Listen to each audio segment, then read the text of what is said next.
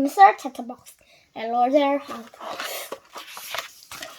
Mr. Chatterbox was one of those people who simply couldn't stop talking. He used to talk to anybody and everybody about anything and everything, going on and on and on and on, and on and on and on, and on and on and on. And when he didn't have anybody else to talk to, he used to talk to himself. "Good morning, Mr. Chatterbox," he used to say to himself. "Good morning to you," he used to reply to himself. "Nice day, isn't it?" "Yes, it is for the time of the year."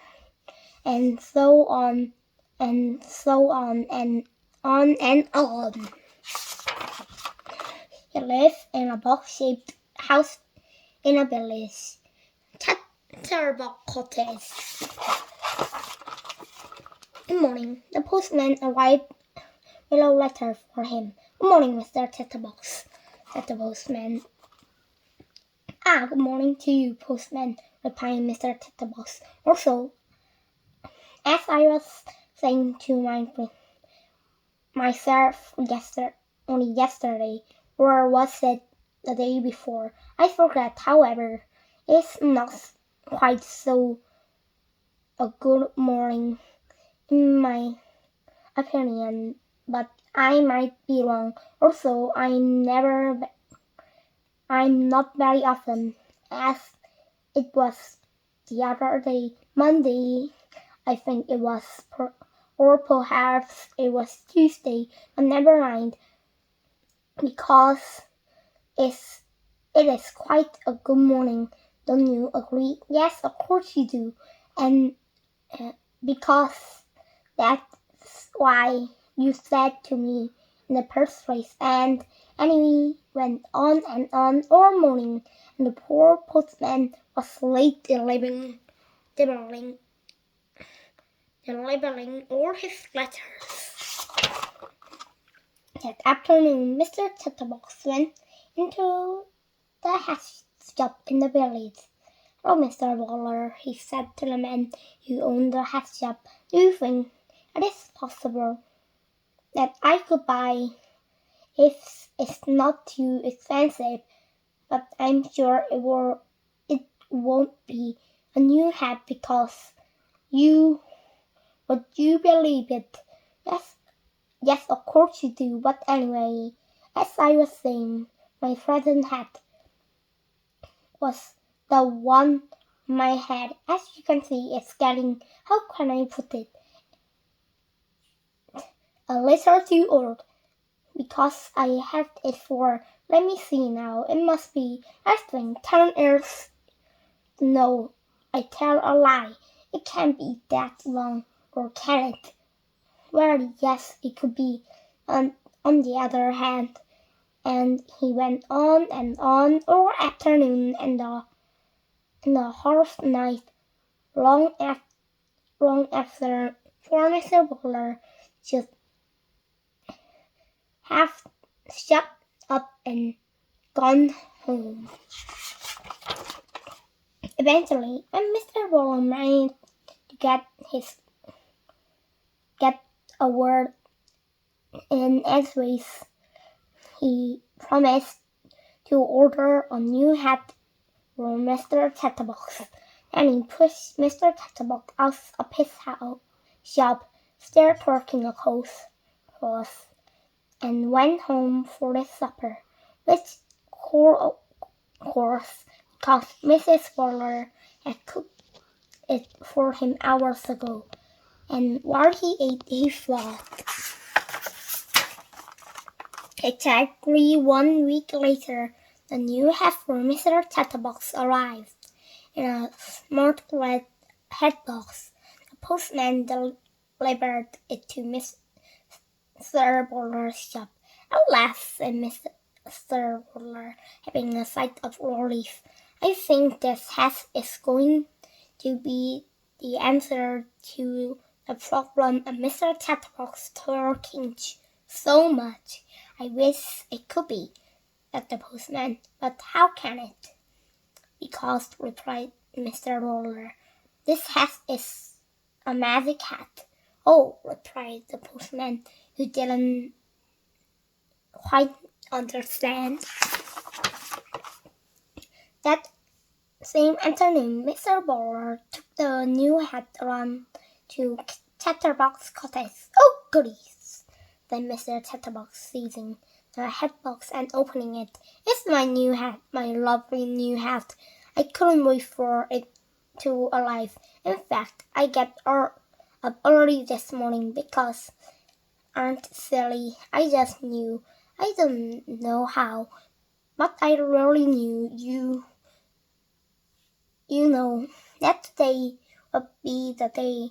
I know how I knew, but I knew. And it is, and here's my hat, and oh, isn't it beautiful? I can't wait to try it on. Oh, I hope I do hope it's this me. Do you think it will? Yes, of course you do, and why don't you try it on? Said Mr. Roller, grinning. Try it on? Yes, of course, I must try it on. How silly of me to stand here chattering on when I haven't tried it on yet. Yes, I will. Absolutely, definitely. Try it on straight away, because, as I said, it's just silly to talk about trying it on and then not trying it on, isn't it? And so he took the hat out of the hat box and put it on. It was a beautiful hat. I say, he said, I must say, yes, I really must, that this hat is, yes, it really is, to say the last, the one better hats that I have ever seen in my life. And in my life, I must say, I have seen some hats, and furthermore, that while he was talking, a funny thing was happening. The more words that came out of Mr. Chatterbox's mouth, the larger his hat became. The more Mr. Chatterbox talked, the more the hat grew and grew. Mr. Chatterbox kept on talking, and the hat kept on growing. I can see anything, he said. 1 minute I was standing here looking at my new hat in the mirror, and now, all of a sudden, without any warning, taking me or unawares, just like that, a hat grew down to his feet, and Mr. Chatterbox started talking. And as soon as he stopped talking, the hat grew smaller and smaller, until it was the same size when he first tried it on. Mr. Waller had gone when Mr. Chatterbox couldn't see him, and now he was walking back to his shop. My special magic hat really works, he chuckled. The following day, Mr. Chatterbox was out for a walk when he met the postman in the village. Hello, postman, he said. I say, do you like my new hat? Have you ever seen such a fine hat? I'm sure you never have.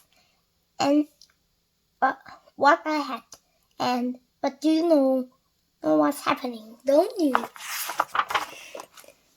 The hat grew and grew and grew. The more Mr. Chatterbox talked.